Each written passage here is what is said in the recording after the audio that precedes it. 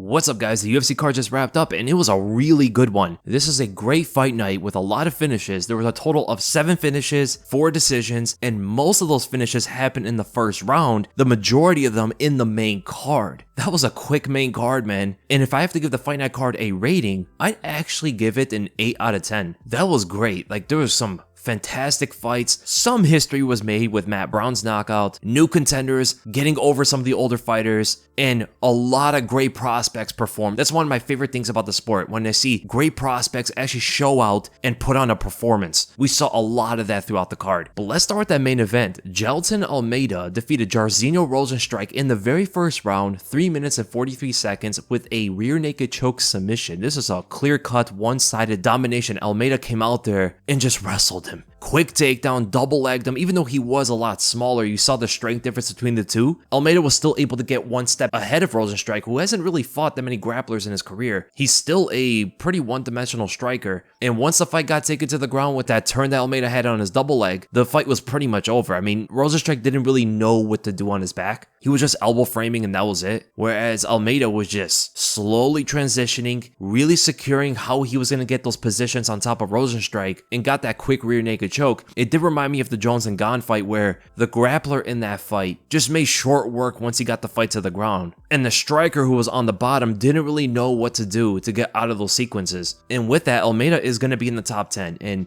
I would love to see him fight maybe Alexander Volkov or Tai Tuivasa. Honestly, as I look at it, most of these guys are going to get beat by him. There's too many one-dimensional strikers here, like Volkov, Tuivasa, Cyril Gane, Derek Lewis. Like, there's so many guys there that will not deal well with Almeida's style. But if he fights Spivak or Aspinall or Blades, that would be pretty interesting. I see him out-grappling Spivak for the most part. Spivak may have more composed and a fundamental striking advantage, but I see him being slower and not fending well with the Brazilian Jiu-Jitsu. Tom Aspinall would be an interesting one, but off of his injury, things can get kind of interesting there, where it might actually tip the scales to Almeida's favor. If his leg is still kind of compromised, or he's at least not the same kind of guy, because an ACL tear is very hard to come back from, I don't see how he defends a takedown too well. And let's say he does come back correct, the scrambling between those two, who have some of the best Brazilian Jiu-Jitsu in the whole weight class, would be very interesting to watch. Aspinall is the bigger man. He does have better hands, he does have better boxing overall, but he does keep his chin up in the air, and with Almeida being so athletic and quick, with really good footwork, I can see how he can probably find an angle to land some good shots up top before he goes in for the takedown, and that can hurt Tom Aspinall. Overall though, I don't know if Aspinall's cardio is up to par to hang with Almeida in the later rounds. It would be interesting to see how the cardio would play out between the two guys, but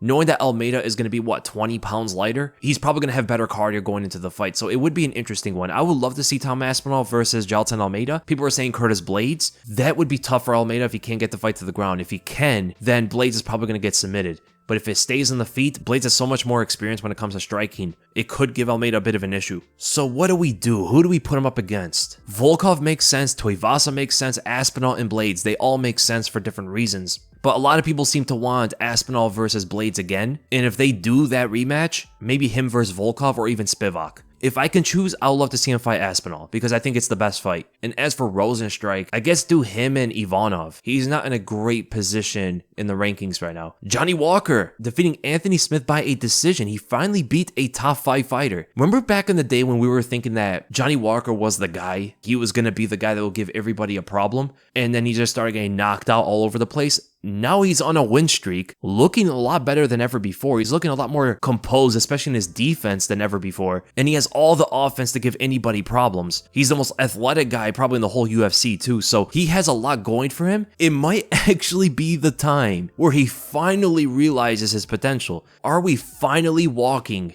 into the Walker era? Because him beating Anthony Smith the way he did was very impressive. He looked way better than ever. This was the best Johnny Walker performance ever. When we talk about technique and skill being composed, his defense, offense, everything put together, we've never seen Walker ever look better than this. And not only defending shots, he was actually doing it very confidently, like no big deal, blocking right overhands when they're coming at him, rolling with the punches, shoulder rolls, parrying jabs, and even countering on the back foot. Dropped Anthony Smith with those 2 hooks, left hook into a right hook. Very aware of where he had to be in order to defend punches and also land his own shots. You heard Anthony Smith in the corner say that he's having a hard time getting in on Johnny Walker. When you hear that out of one of Walker's opponents, you know the guy's gotten better. because usually fighters are able to get in on him pretty easily and land some big shot and knock him out. Anthony Smith, who's a top 5 fighter, one of the better light heavyweights, the most experienced guy that Walker's ever fought before, is having a hard time with the range. That's a very good thing that he should be honestly proud of out of that fight with Anthony Smith. And you saw he was like doubling up on the calf kicks. He's the only guy I see doing that. He was doing it constantly too. 2 outside calf kicks in a row, outside to inside calf kicks, even checking Anthony Smith's kicks. Johnny Walker was on point like I've never seen him before. If he can keep it up and get better from where he is right now, things are going to get very interesting when he fights the other guys in the top 5. So I like the performance from Walker and with that top 5 win, because everybody else is not fighting in the top 5. I like to see him fight maybe Jan Blachowicz or even Rock Hitch if Rock Hitch is coming back. And as for Anthony Smith, let's do him and Paul Craig. Ian Garry TKOing Daniel Rodriguez in the first round. This is the kind of performance that we wanted to see from Garry against a top 15 fighter and looking good with the finish too. His head kick was so sneaky on Rodriguez. It's that classic fake the straight and throw a high kick behind it. Get the opponent to slip on the outside of the fake straight, which is going to cause them to lean their head into the high kick. Perfect placement from Ian Garry. If you notice, Ian Garry was throwing a lot of body kicks first, and he talked about it in his interview as well, where he was using those body kicks to drop the arms from Daniel Rodriguez, so there's a clear opening up from the head kick. And not only that, the straight punch being loopy punch was happening throughout that fight too, where Daniel Rodriguez was constantly throwing big looping hooks, and Ian Garry was firing his shots down the center, catching him. There was that one moment where he was able to back Rodriguez up through the left into the right straight on the inside of Rodriguez punches.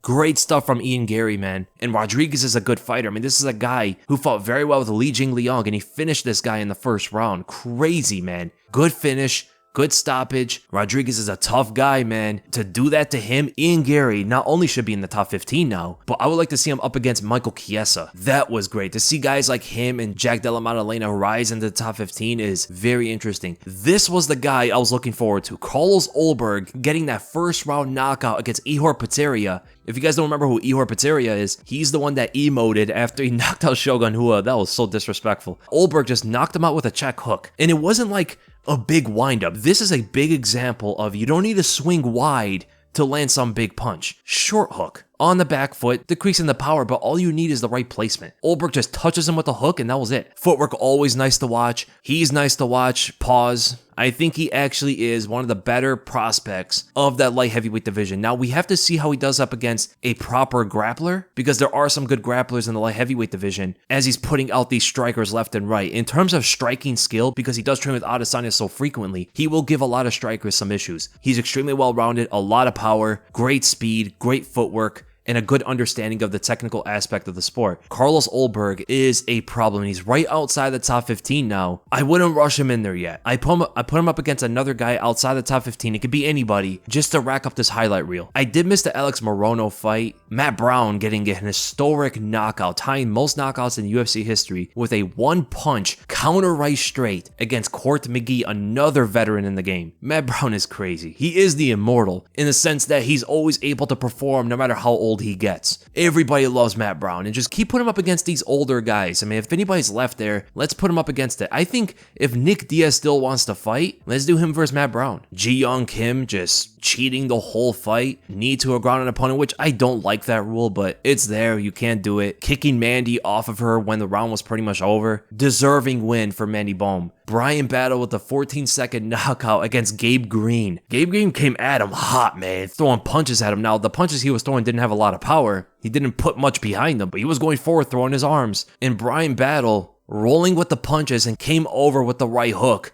that put his opponent down. He did land a left hook right behind the ear on the way down, which was pretty cool, and got a good knockout. I mean, it's a highlight reel for him, and he looked completely unrecognizable. With the blonde short hair, he looked like a completely different guy. Great win for him, man. And then Lisboa getting a third round finish against Jessica Rose Clark. That'll be Jessica Rose Clark's third submission loss in a row. At 35 years old, man, I don't know if they keep her around. She has as many wins as she has losses in the UFC, and she's got finished in her last 3 fights. That's not great. I'm a fan of Jessica Rose Clark, but she's in a very tough position. So great card overall. If you guys haven't seen it, I highly recommend you guys checking it out. And leave in the comments below, what was your guys' favorite performance and what's your takeaway from the card? And I'll see you guys in the next video.